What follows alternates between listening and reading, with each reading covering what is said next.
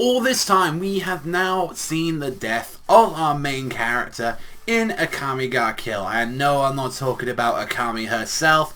I am talking about the man that we've known since Chapter 1, Tatsumi. Honestly, I know a lot of people are probably going to be upset. It's like, dude, why do you spoil the chapter for me? But I feel like everyone's seen the anime, everyone knows who's going to die, and I think, like, people was expecting at this point Tatsumi to just go out, and, well, then, this is probably going to sound controversial on my end, but I really enjoyed some parts of this chapter, but there was a good majority of the parts that I actually enjoyed in the anime more than I did with, like, in the manga. But we're going to talk about that right now. So Tatsumi, like, still in his dragon state form, and like from what we could see, what the doctor was saying was like, yeah, pretty much like he's fusing one with the dragon. He's actually, the body itself has already become a dragon, but it's like he's still got the human heart, and it's pretty much alongside. It's like he's trying to resist it alongside, and finding out that we never realized that there was actually these side effects that we could have with this. And pretty much the one thing that was interesting in this chapter, and might have explained like the whole kind of like hocus pocus stuff that was in the anime, where it was like with Leone, when like Leone died, it was like,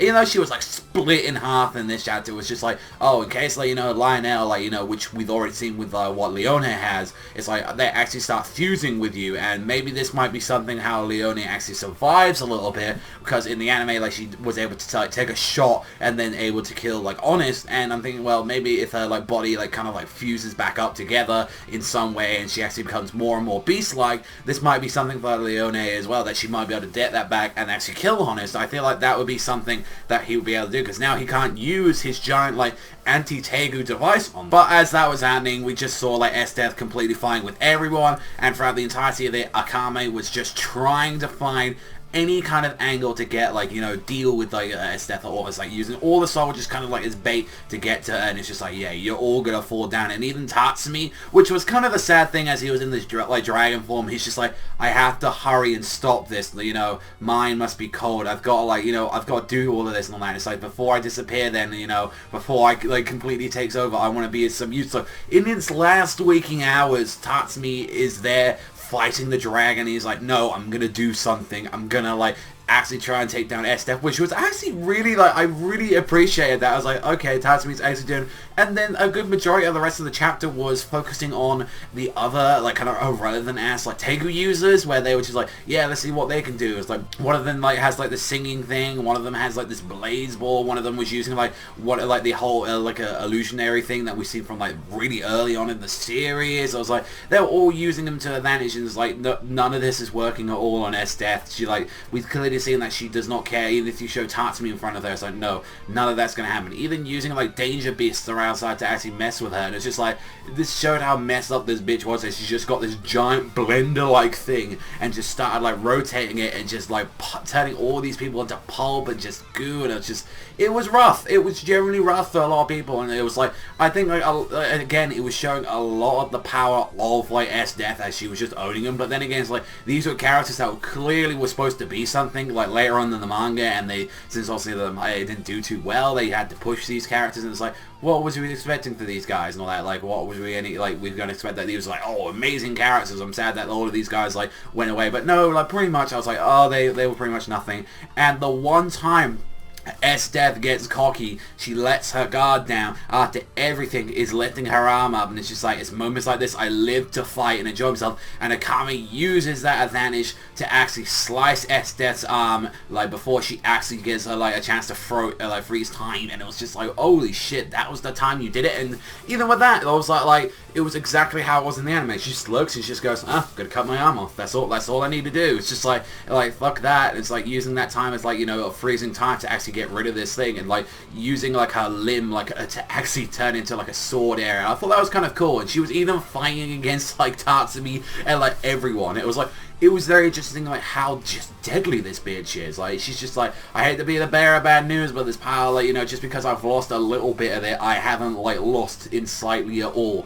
And then even with, like, you know, the danger beast inside, like, Tatsumi just taking out the dragon, his last, like, promise to her is like, please, if anything, Akame, kill me. Like, my consciousness, like, it's fading. I can't stop it now. Please, you know, I want you to kill me and all that. Just hurry. And she's like, yeah, I promised you, didn't I? And then right there and then stabs Tatsumi in the heart, and it's just like, seeing him right there, like, going, thank you, after everything. And it was like, this is the first time that she ever had to, like slay a comrade's life after everything and all that. All the people that she's, like, gone against, like, all, like, the enemies from the series, and then it's like, no, this was the first time she ever did it. And this is where the weird part of the chapter was, where I really didn't like this part at all, and it was the power-up at the end for slaying Tatsumi. Basically, since, like, the fact that, like, Murasame was never actually thought of her as a true, like, owner, and the fact that it's a cursed blade, it was like, if, like, push comes to shove, Akame ever had to resort to kill either her own little sister, or even adding into the fact that she ever had, like, the fact to, like, kill, like, one of her closest friends or anything,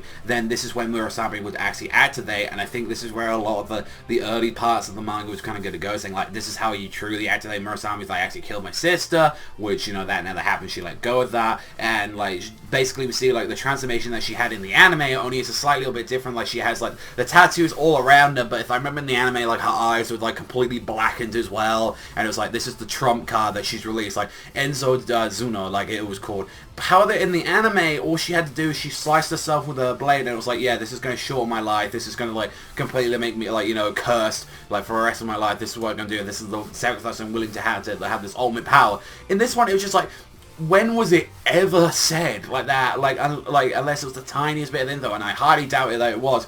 When was it ever stated? It was like, if you ever did this, like, you get this, like bullshit, just power-up Sharingan out of nowhere, like, because that's what it feels like. It's like, oh, you hurt your closest friend, or you kill someone. It generally feels like this is how you activate, like, the Sharingan or something. I was just like, this just seemed convenient. Honestly, it would have been more better if you just actually did it at the end, but I think they just were like, we don't want to kill Akame, we don't want to do anything that, like, and I think that kind of just said, yeah, we're not going to kill Akame, like, after everything. It was like, no, like, this is her final mission, she's going to take out S-Death, this is the power-up that she needs, and it's like, even with her saying, this is my final target, it will be S-Death, and I will bury you.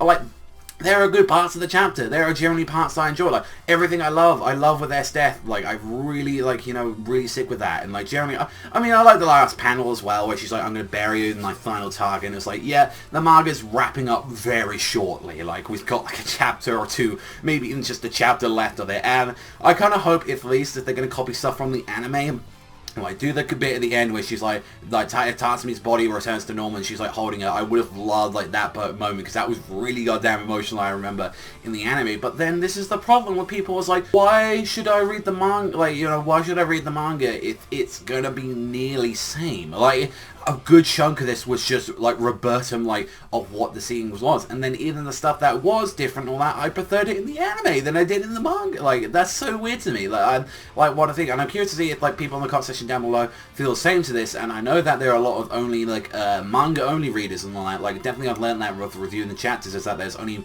like, manga-only chapter, like, people out there. And I'm going to be curious to see what you guys think about that, because I'm going to be, obviously, in that very biased term, where it's like, I've already seen the anime, and I already know what's really going to happen. So I'm very curious to see how people are going to think about this. So, like kind of the first time seeing this. What did you think? Like, because I think definitely down there, like, in the comment section down below, I will expect some people talking about, no, I don't like that Akame just got this power up out of nowhere, and it was just like, what the fuck, like, what's going on with this? And it's just like, this is what we're going to need to, like, take care of her. And it's like, yeah, and also as well, like, I really didn't feel anything for Tatsumi. Like, that's the thing. I cared more for him at the end, because he was going out like a hero.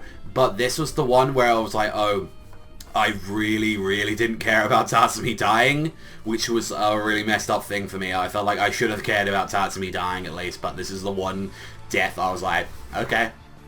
That's it. I generally thought, like, the people I would have cared about, you know, was Leone, like, dying, like, with, like, maybe slightly Akame, S-Death, and definitely gonna care when she dies, like, thought, like, you know, out of the few characters, and I was like, no, I feel like there's something wrong, clearly, with the writing, if I didn't feel anything for, like, one of the main characters just dying in front of my face, and I felt nothing about that. So that might be me, but if you guys enjoyed that, let me know what you think in the comment section down below.